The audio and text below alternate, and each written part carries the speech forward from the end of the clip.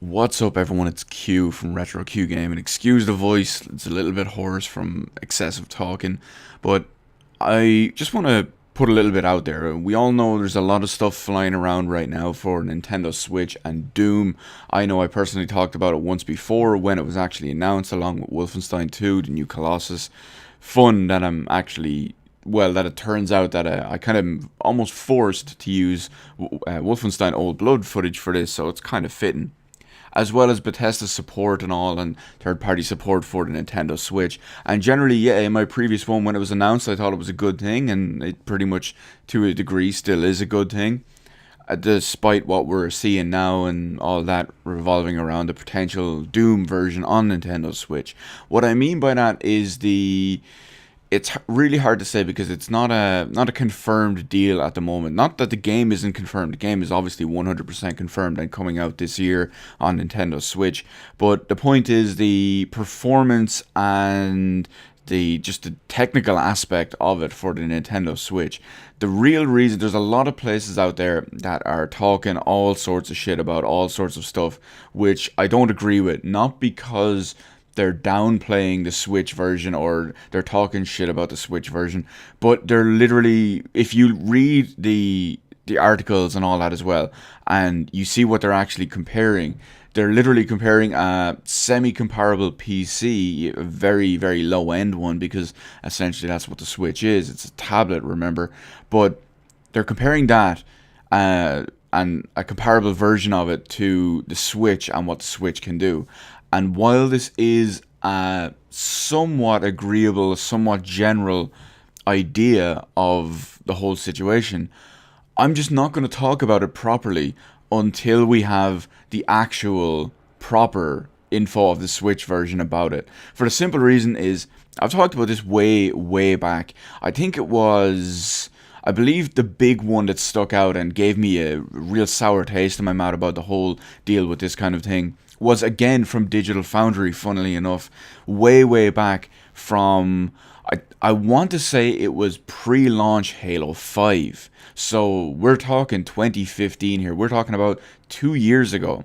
I remember, again, let's go under the assumption that it was Halo 5, that Digital Foundry, they got access to do their usual stuff on like a very early alpha and beta presentation build, and they just went from there. Now, I'm not going to really talk too much about that, but it's more so the fact that what's the point in analyzing these really early alpha and beta builds and comparable PC builds of existing games that we don't know? And yes, I will say this just to clarify it as well.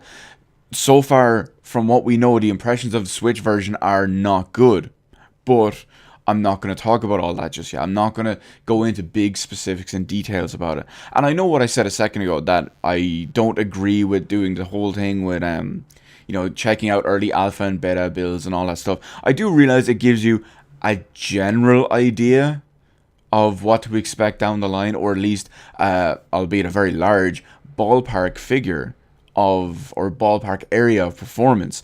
But I just don't believe it's worth talking about, or it's worth going and making videos about and all that stuff. You could argue this is basically making a video about that whole thing. Again, it's the same deal. I'll end it with this. Again, Digital Foundry did the whole thing over the last couple of years when performance has been an issue because of the underpowered natures of the Xbox One and PS4. Games were being shoddily programmed, and you had stuff that had varying performance on patch to patch to patch basis on the same games. I remember that way back, I think it was The Witcher 3, that actually had them updating their performance videos every couple of weeks when a new patch came out and changed the performance. So until we have proper details and proper info on the actual finished Switch version, not an unfinished comparable PC version of the Switch version, I'm just not going to talk about it. I'm not going to talk about it properly and in depth and in detail. You can take this video as talking about it if you want, but I hope you understand where I'm coming from and you understand what I'm alluding to when it comes to, not even alluding to, but what I'm actually talking about specifically when it comes to what I'm not talking about, basically, as weird as that sounds. So let me know in the comment section below anything you think about the Switch version of Doom. I'm not going to weigh in on it just yet. Like I said, I'm waiting for all that. Do you think it's fair what Digital Foundry are doing? I won't say fair, but do you think it's comparable what they're doing with the whole PC aspect of it? And what you expect from Doom on the Switch? Anyway, let me know all of that in the comments section below. Hit the like button if you liked the video. Hit the dislike button if you did not like the video. Hit the subscribe button if you like this kind of stuff, because chances are if you watched all the way through, you're probably enjoying what I have to say, despite this being a bit of a strange video to make. Anyway, peace out everyone. I'll see you on the rest of the videos in my channel.